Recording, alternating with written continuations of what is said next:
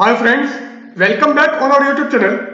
In the current lecture of statistical mechanics, we will discuss about singularities and phase transitions. So, here we will discuss about singularities and phase transitions. The phase transitions are shown in experiments by singularities in the thermodynamic function. So, thermodynamic function में singularities से हम experiment में phase transition को show कर सकते हैं.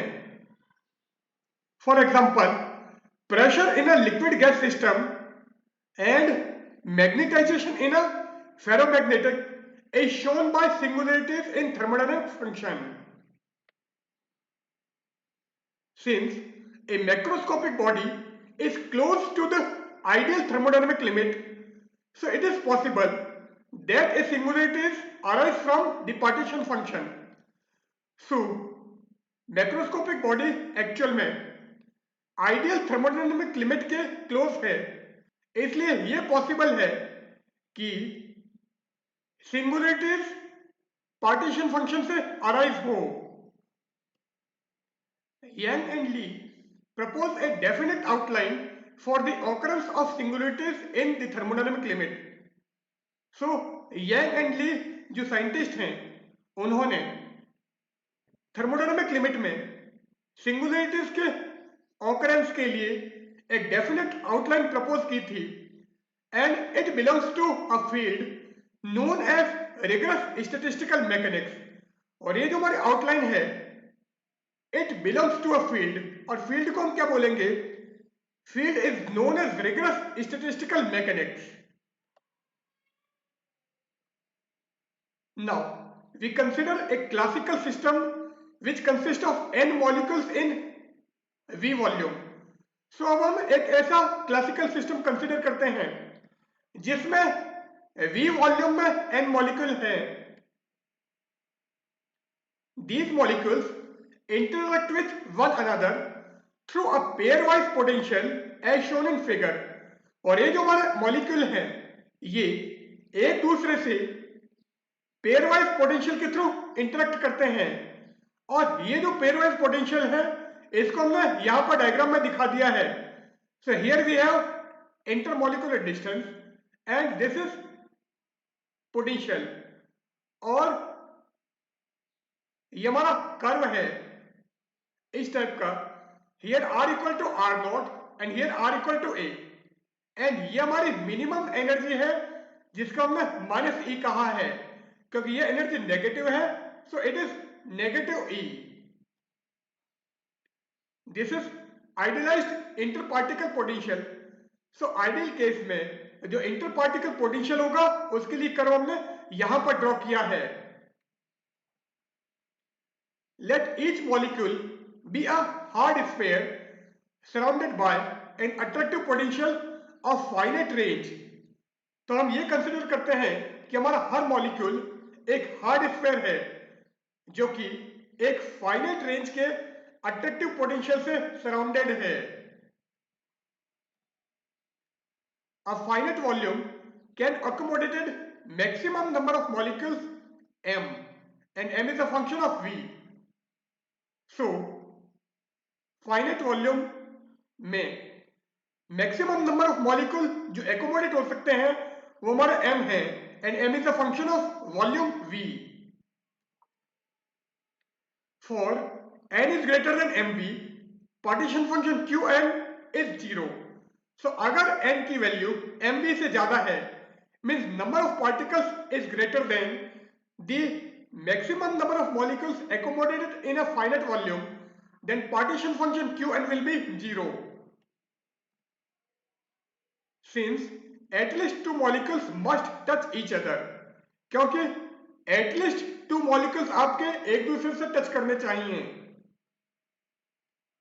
So energy will be infinitive.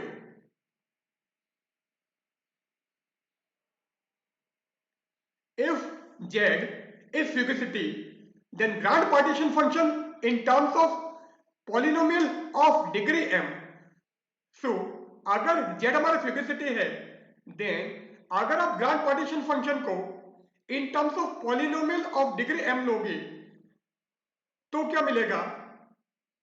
Grant partition function r which is a function of z and v and it is equal to 1 plus z q1v plus z square q2v plus z raised to m qmv.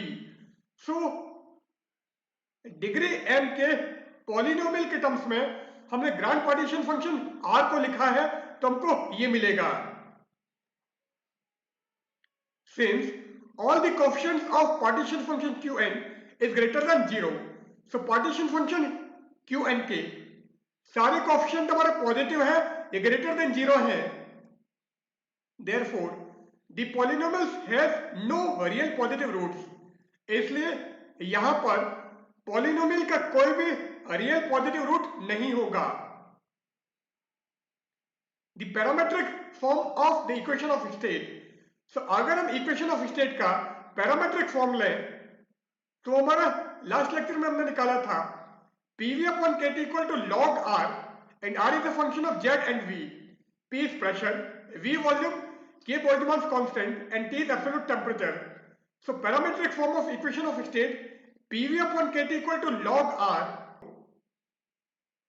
From here V को आप यहां पर लेके चले जाओ. So P upon KT equal to 1 upon V log R or this will be equal to P by KT is equal to V raised to minus 1 log R. And next equation of state is N. It is Z del by del Z of log R. So एक equation of state हमको ये मिली है और एक ये मिली है और इससे हमने ये निकाल दिया. And 1 upon V equal to N upon V. So this will be equal to N V raised to minus 1. So 1 upon V equal to N V raised to minus 1. And 1 upon V equal to V raised to minus 1 Z del by del Z of log R. So 1 upon V हमारा N V raised to minus 1 है और N की value हमारी ये है तो ये value आप यहां पर रख दो. So 1 upon V क्या मिल जाएगा? V raised to minus 1 Z del by del Z of log R.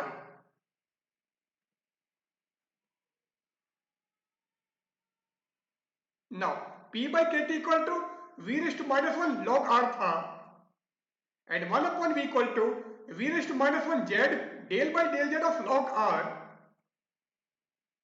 Thus, for any finite value of V, P and V are analytic function of Z in a region of complex Z plane that includes the entire real axis. Thus, for any finite value of V, so volume V की finite value के लिए P and V are analytic function of Z. So pressure and small v हमारे Z के analytic function होंगे and it is in a region of complex Z plane that includes the entire real axis. और ये complex Z plane का reason है जो कि entire real axis को include करता है. Therefore, pressure P is an analytic function of small v in a region of complex V plane. इसका मतलब ये जो हमारा P है it is analytic function of V. ये V का analytic function होगा और किस रीजन में होगा? It is in a region of complex V plane. So complex V plane के रीजन में होगा and it includes all physical values of V, that is the real axis. और ये जो हमारा प्लेन V है ये V की सारी फिजिकल वैल्यूज को इंक्लूड करेगा. So pressure is an analytic function of V in a region of complex V plane. So complex V plane में हमारा प्रेशर V का एनालिटिक फंक्शन होगा and this complex V plane includes all physical values of V. और ये complex V plane है ये V की सारी फिजिकल वैल्यूज को इंक्लूड करेगा. Therefore, all thermodynamic function must be free of singularities. इसलिए सारे thermodynamic function singularities से फ्री होने चाहिए. Also, if pressure is greater than 0 or positive, and del P by del V is equal to del P by del Z into del Z by del V. So अगर साथ में P हमारा greater than 0 होना चाहिए या P हमारा positive होना चाहिए, and del P by del V क्या हो जाएगा, del P by del Z into del Z by del V, और this will be equal to del P by del Z into 1 upon del V by del Z. So del P by del Z क्या है, del P by del Z equal to KT V raised to -1 del by del Z of log R, क्योंकि आप यहां से अगर P निकालोगे तो P equal to KT V raised to -1 log R, और आपको del P by del Z चाहिए, इसका मतलब KT V raised to -1 log R का विद रेस्पेक्ट टू Z आपको डिफरेंशियल करना है. सो KT V raised to -1 del by del Z of log R, and यहां से V raised to -1 del by del Z of log R क्या होगा, 1 upon small v into Z. It means V raised to -1 del by del Z of log R को आप क्या लिख सकते हो, 1 upon small v into Z. So del P by del Z equal to KT upon V Z. So del P by del Z equal to KT upon V Z. Now del P by del V equal to del P by del Z into 1 upon del V by del Z था, and del P by del Z equal to KT by VZ. So आप यहां पर del P by del Z की जगह KT by VZ रख दो. So del P by del V क्या आ जाएगा, so del P by del V is equal to KT upon VZ into del V by del Z. So हमने इसकी जगह KT by VZ रख दिया. So del P by del V equal to KT upon VZ del V by del Z. So हमको ये relation मिल गया, and this is equal to KT upon V raised to 4 ensemble average of n square minus square of ensemble average of n. Here n is density, but ensemble average of n square minus square of ensemble average of n is always greater than equal to 0. तो ये value मेरे greater than equal to 0 है, और ये denominator में आ रहा है. It means del P by del V is less than equal to 0. So del P by del V is always less than equal to 0. Here n is density. So ये जो हमारा n है, this is actually density. For singularities we use v tends to infinitive at fixed small v. So singularities के लिए हम अगर volume tends to infinitive है या वॉल्यूम वेरी लार्ज है at fixed value of small v, therefore the thermodynamic limit will be, so thermodynamic limit क्या हो जाएगी, P upon KT is equal to limit v tends to infinitive v raised to -1 log R, क्योंकि P by KT equal to v raised to -1 log R था. So अगर small v की value fixed है तो हम singularities के लिए limit v tends to infinitive लेंगे. So P by KT equal to limit v tends to infinitive v raised to -1 log R, and also 1 upon v is equal to limit v tends to infinitive v raised to -1 z del by del z of log R. So P by KT हमारा ये है and 1 upon v हमारा ये है, क्योंकि यहां पर हमने fixed value of small v के लिए capital v tends to infinitive लिया है. So equation of state thermodynamic limit में हमको ये मिलेंगी. Since quantum mechanical system depends only on the assumption, और assumption क्या है, that a finite volume have finite number of molecules and it is true for a hard core. So quantum mechanical system में हम ये assumptions लेते हैं कि finite volume में नंबर ऑफ मॉलिक्यूल्स की वैल्यू फाइनाइट होती है और ये हमारा हार्ड कोर के लिए वैलिड है. सो quantum mechanical system depends only on the assumption. So quantum mechanical system केवल इस एजम्पशन पर डिपेंड करता है कि फाइनाइट वॉल्यूम में नंबर ऑफ मॉलिक्यूल्स का नंबर फाइनाइट होता है और ये हमारा हार्ड कोर के लिए ट्रू है। देयरफॉर एबो कंक्लूजन, कौन सा कंक्लूजन? जो भी हमने पहले दिखाया था। So above conclusion are also valid for a quantum mechanical system. इसलिए ये एजम्पशंस हमारे क्वांटम मैकेनिकल सिस्टम के लिए भी वैलिड हैं। तो हमने क्लासिकल सिस्टम लिया था और ये जो हमारे कंक्लूजन है ये क्वांटम मैकेनिकल सिस्टम के लिए भी वैलिड हैं। According to Yang and Lee, phase transitions are controlled by the distribution of roots of R, that is grand partition function, in a complex Z plane. So, Yang and Lee के according phase transition को आप complex z plane में grand partition function are के distribution of root से control कर सकते हो। सो आपका जो ग्रांड पार्टीशन फंक्शन है कॉम्प्लेक्स जेड प्लेन में, इसके जो रूट्स हैं वो रूट्स आपके किस तरह से डिस्ट्रीब्यूट है उसके अकॉर्डिंग हमारा फेज ट्रांजिशन होगा। सो फेज ट्रांजिशन को हम कॉम्प्लेक्स जेड प्लेन में ग्रांड पार्टीशन फंक्शन आर के रूट्स के डिस्ट्रीब्यूशन से कंट्रोल कर सकते हैं। And A phase transition occurs when roots of R tends to the real axis in the limit v tends to 0। and phase transition हमारा कहां पर occur होगा? phase transition occurs when roots of R tends to the real axis in the limit v tends to 0। so R के जो roots हैं वो limit v tends to 0 में अगर रियल एक्सिस की तरफ मूव करते हैं तो उस केस में फेज ट्रांजिशन हमारा ऑकर होगा या फेज ट्रांजिशन होगा। Now for it there are two theorems. Theorem 1 क्या है? The limit f infinity z limit v tends to infinity 1 upon v log r zv for all z is greater than 0। so z is greater than 0 के लिए f infinity z क्या है? Limit v tends to infinity 1 upon v log r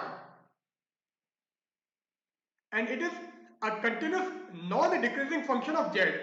और ये जो हमारा function f infinity z है ये z का नॉन डिक्रीजिंग कंटिन्यूस फंक्शन है। This limit is independent of the shape of v। और ये जो हमारी लिमिट है ये v के शेप से इंडिपेंडेंट होगी या v के शेप पर डिपेंड नहीं करेगी। और ये किस केस में होगा? If the surface area of v increases lesser than v raise to 2/3। अगर v का surface area v raise to 2/3 के कंपैरिजन में लेस इंक्रीज होता है तो। नाउ थ्योरम 2, सेकंड थ्योरम क्या है?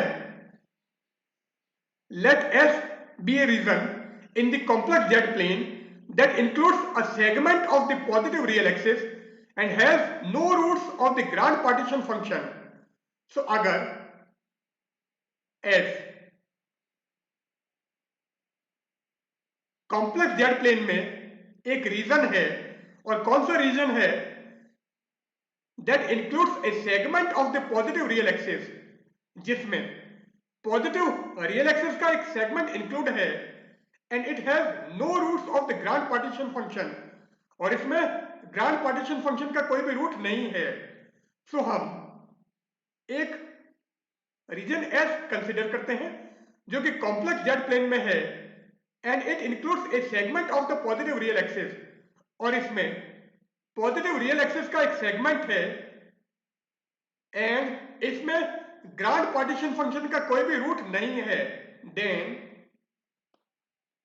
Limit v tends to infinity 1 upon v log r converges uniformly for all values of z belongs to s।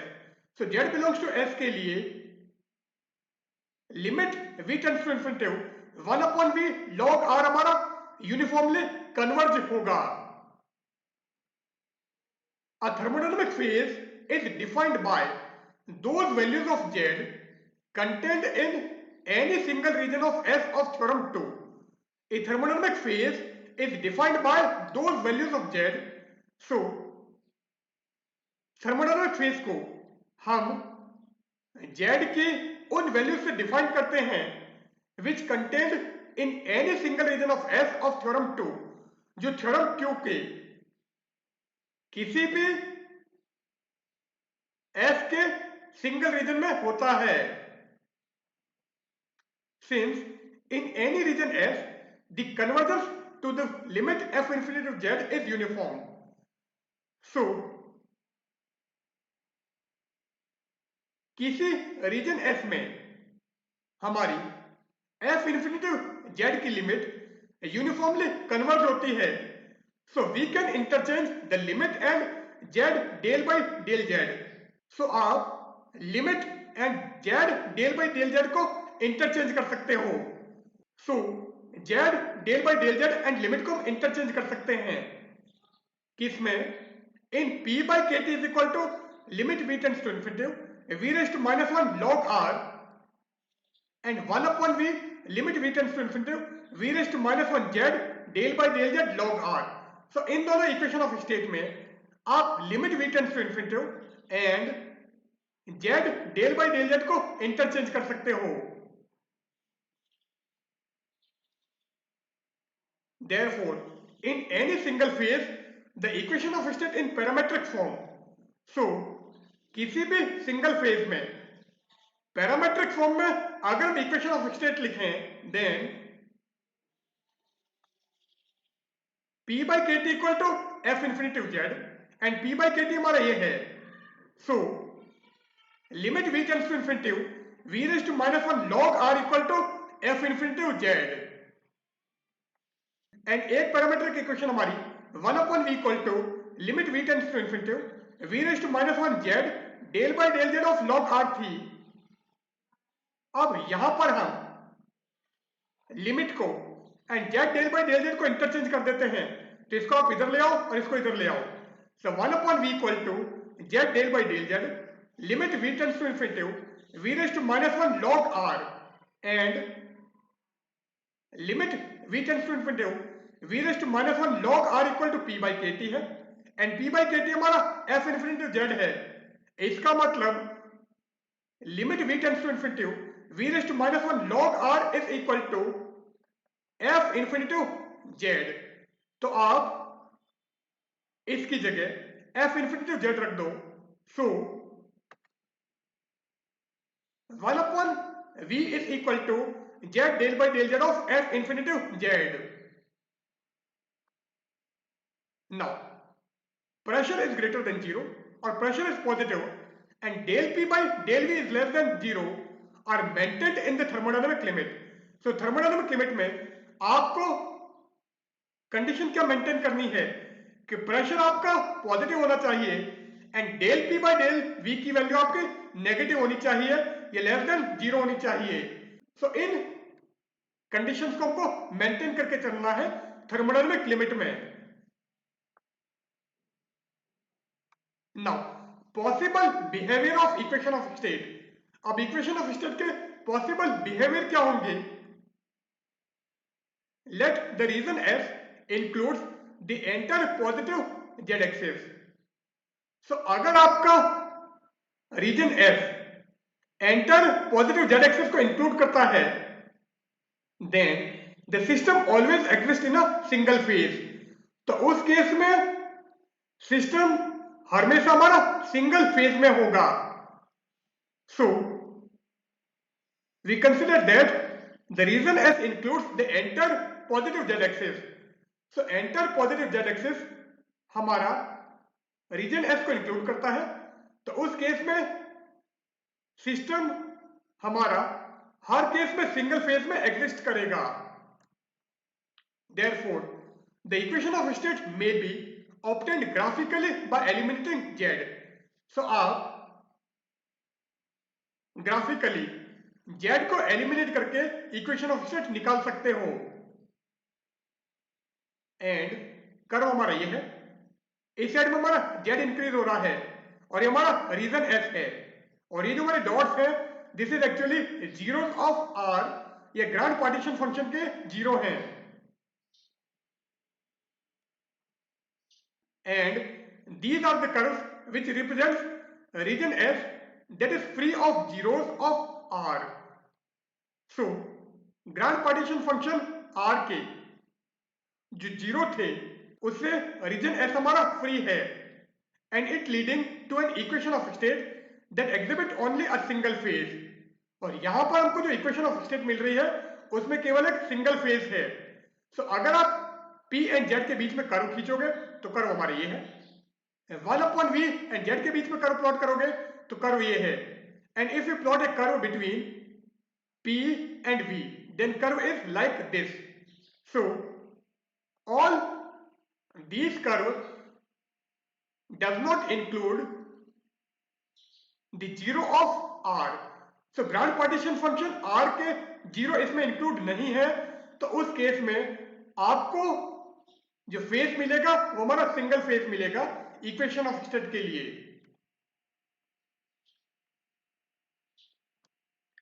If a zero of R tends to Z0 on the real positive Z axis, और अगर आपका grand partition function R का zero real positive Z axis पर Z0 पर है, then there will be two regions S1 and S2 in which theorem 2 holds separately. उस case में हमको दो रीजन S1 and S2 मिलेंगे जहां पर हमारी थ्योरम 2 सेपरेटली होल्ड होगी. So if a region does not include the zero of grand partition function R, then we have only a single phase. और अगर आपके पास में R के zeros real positive Z axis पर Z0 की तरफ move करते हैं तो उस केस में हमको दो रीजन्स S1 और S2 मिलेंगे जहां पर थ्योरम 2 हमारी सेपरेटली होल्ड होगी. At Z equal to Z0, Pz must be continuous according to theorem 1. However, its derivative, that is del P by del Z, may be discontinuous. So, theorem 1 के according Z equal to Z0 पर Pz हमारा continuous होना चाहिए, पर इसका derivative discontinuous हो सकता है. Therefore, the system possesses two phases, one corresponding to Z is less than Z0 and another corresponding to Z is greater than Z0. So यहां पर सिस्टम के दो फेज होंगे. एक phase Z is less than Z0 के corresponding होगा और दूसरा हमारा Z is greater than Z0 के कॉरस्पॉन्डिंग होगा. And Z equal to Z0 वो लाइन है जो कि दोनों फेजेस को सेपरेट कर रही है, या वो हमारी बाउंड्री होगी. Also 1/Vz is a non decreasing function of Z, और साथ में 1/Vz हमारा Z का नॉन डिक्रीजिंग फंक्शन होगा. अब अगर हम कर्व लें तो वो क्या आएगा, ये क्या है, these are the zeros of R. So grand partition function R के जीरोस हैं. ये हमारी बाउंड्री हो गई. Z is less than Z0 पर रीजन हमारा S1 and Z is greater than Z0 पर रीजन हमारा S2. सो S1 रीजन हमारा ये हो गया एंड S2 रीजन हमारा ये हो गया. So we have two regions if a zero of R tends to Z0 on the real positive Z axis. Now 1/V equal to V raised to minus 1 Z del by del Z of log R था. So Z del by del Z of 1/V is equal to Z del by del Z of Z del by del Z V raised to minus 1 log R. So Z del by del Z of 1/V की value निकाल रहे हो. So आप इस 1/V की जगह ये पूरा यहां पर रख दोगे. So Z del by del Z of 1/V हमारा ये हो जाएगा. And this is equal to ensemble average of n square minus square of ensemble average of n, और इसकी value greater and equal to 0 होती है. तो Z del by del Z 1/V is greater than or equal to 0. It means it is non decreasing function of Z. इसलिए 1/Vz हमारा Z का non decreasing function होगा क्योंकि value हमको positive मिल रही है.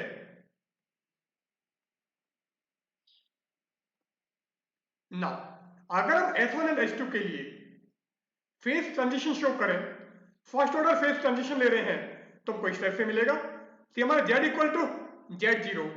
सो पी जेड एंड जेड के बीच में कर्व प्लॉट करें तो इस टाइप से कर्व मिलेगा। यहां पर हमारा कर्व कंटिन्यूस है एंड अगर 1/v एंड z के बीच में कर्व प्लॉट करोगे तो हमको कर्व इस टाइप से मिलेगा। Mean z equal to z0 पर कर्व हमारा सडनली इंक्रीज हो जाता है, ये हमारा डिसकंटिन्यूस हो जाता है। सो z is less than z0 पर हमको ये, z is greater than z0 पर हमको ये, and z equal to z0 पर ये हमारा डिसकंटिन्यूस फंक्शन है। एंड अगर आप v एंड p के बीच में कर्व प्लॉट करोगे तो हमको इस टाइप से कर्व मिलेगा। Therefore, if del p by del z is discontinuous, so अगर del p by del z हमारा discontinuous है, then 1/v must make a discontinuous upward jump when z increases through z0. The result is a first order phase transition. So 1/vz भी हमारा discontinuous होगा और ये हमारा upward jump करेगा कहां पर, when z increases through z0। सो अगर z की वैल्यू z0 से इंक्रीज होती है then 1/vz जंप अपवर्ड। सो 1/vz के लिए हमारा कर्व ये है, जैसे z इक्वल टू z0 से ज्यादा वैल्यू हो जाती है कर्व एकदम जंप करेगा और यहां की तरफ मूव करेगा। सो 1/vz हमारा डिसकंटिन्यूस हो सकता है। If del p by del z is continuous at z equal to z0, but del 2p by del z2 is discontinuous, then we have second order phase transition. So अगर del p by del z हमारा continuous है z equal to z0 पर del 2p by del z2 discontinuous है, then हमको second order phase transition मिलता है। यहां पर हमने फर्स्ट ऑर्डर फेज ट्रांजिशन दिखाया है और यहां पर टू फेजेस हैं।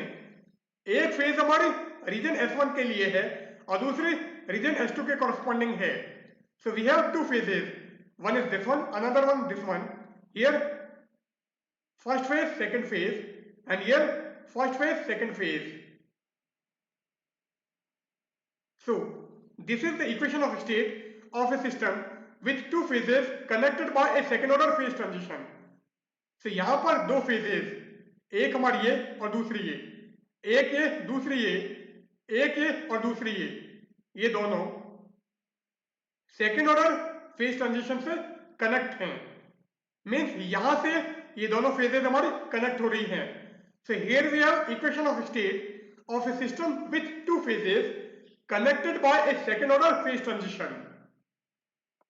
So here we end our session. In today's session we have discussed about singularities and phase transition, and if you have any query regarding this topic then you can send your question through comment. So goodbye.